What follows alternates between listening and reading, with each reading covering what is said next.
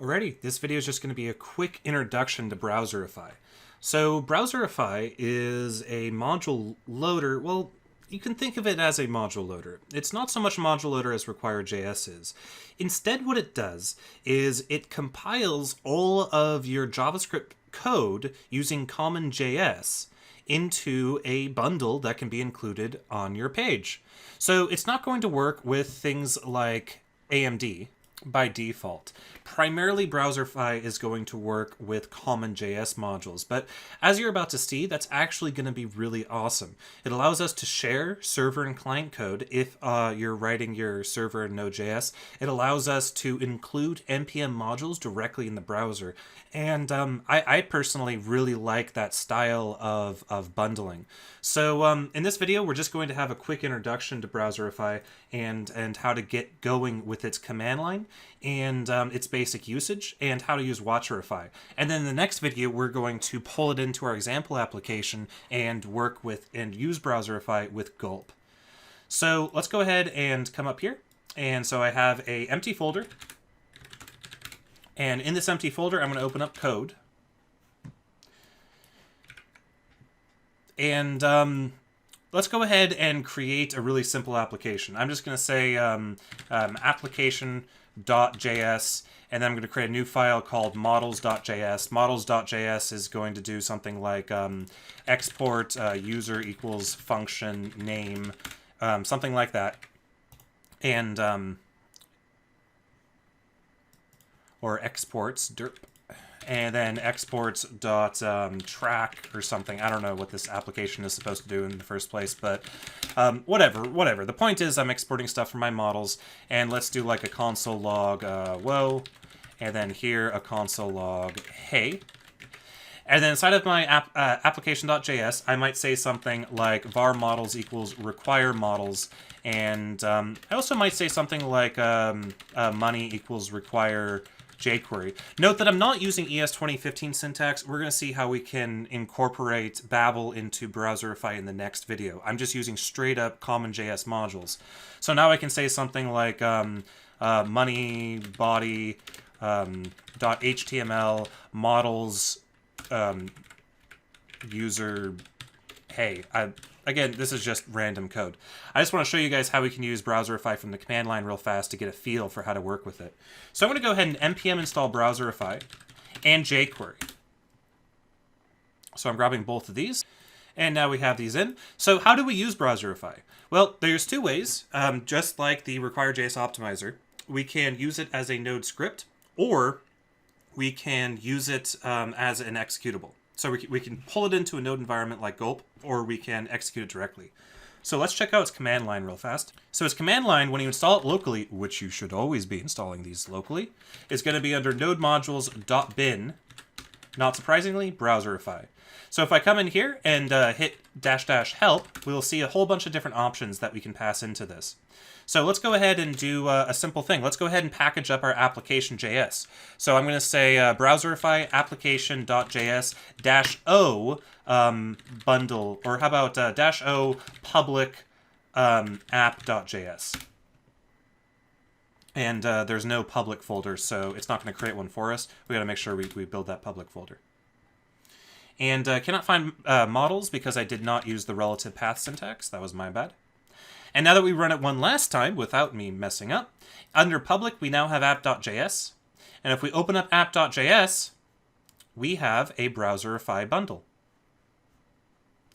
So notice how it's just everything we imported in. So we have our awesome users model and our track model right here. We have our jQuery stuff. We have our body right here. And notice how it added in this runtime up here at the top. So it added in this really short little runtime. And then it added in all of the modules as data into the application, just pasting in the code. And we can pull in any NPM thing that we want here. So anything that you might want to install from NPM, we can NPM install Lodash if we wanted to. And up here in application, I can say Lodash equals require Lodash. And then Lodash.each, 1, 2, 3, 4, 5, and then do something like u goes into console log u. So we could do that, and then run the Browserify again, and go into app, and now we have Lodash being added in to our application as well. So really, we're using npm as a front-end package manager, which I think is really awesome, because a lot of these packages like jQuery and Lodash are actually better maintained in npm than they are in other package managers like Bower. It's a very popular way to handle your dependencies. And another awesome thing is, notice that we don't have to have any public lib folder here like what we did with require.js. So literally, if we wrote an HTML page, which I guess we can go ahead and do that right now, index.html. I'm not going to worry about my header. I'm just going to import script source equals app.js, and then I'm going to go ahead and cd into public and do my HTTP server. Come over here to my localhost 8080. Refresh that. And check this out. We have our code being executed. So we have our console log message coming out. We have our Lodash code being executed. Really, really, really couldn't be simpler. So again, this requires just how you would do in any common JS module. And this is how you can share code between the server and the client very easily. So this is my application.js, my client entry point. And this is my models.js, which could be included in through a server file if we wanted to. So let's pull in Watcherify. So Watcherify is a Browserify wrapper that accepts the exact same parameters as Browserify, accepts the same plugins, accepts the same parameters and everything like that, but it runs a watch task for us. So I'll go ahead and npm install Watcherify, or Watchify, sorry. I always wanted to add the Watcherify, I don't know why. And I'm not going to save dev it, I'm just going to install it directly into our application, into our node modules. And then I can go ahead and say, instead of bin Browserify, I'll just do bin Watchify. And it takes in the exact same parameters.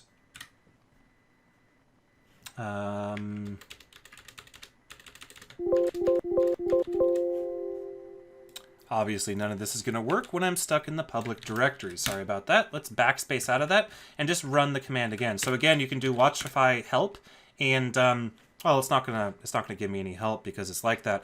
But just believe me, it does take in all the parameters that Browserify does. So if I go ahead and just change this command to Watchify, I'm also going to specify -v, which is an additional command coming in from Watchify. It'll tell me when it actually goes out and does things. So now I can come in here, and if I wanted to change my models, I can say bleh, hit save, and it gets rewritten. But notice how it takes 0.03 seconds to rewrite the entire thing. That's because it keeps all the modules that it's already processed in memory, so it's much faster.